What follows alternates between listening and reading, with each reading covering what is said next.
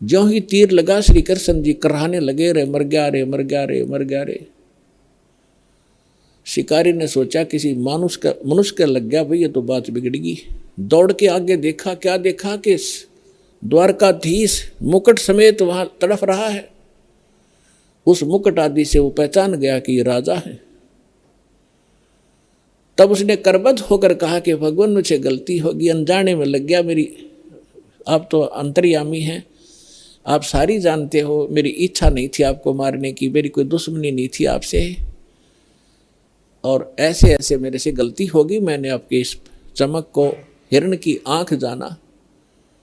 तब श्री कृष्ण जी ने कहा, क्योंकि काल के हाथ में रिमोट, वह दिव्यदृष्टि दे दी कि भाई ये तेरा और मेरा कोई पिछला अकाउंट था, वो क्लियर हो गया।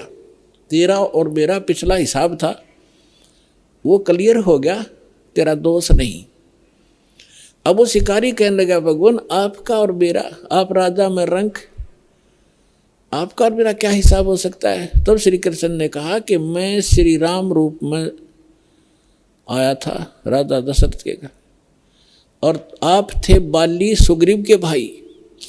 उस समय मैंने आपको वृक्ष की आड़ लेकर धोखा देकर मारा था, और आपने जब कहा था कि आपने ये बदला देना पड़ेगा, आप युद्ध के नियम से फेल हो गए हो, तब मैंने कहा था कि तेरा बदला दूंगा। आज तेरा मेरा वो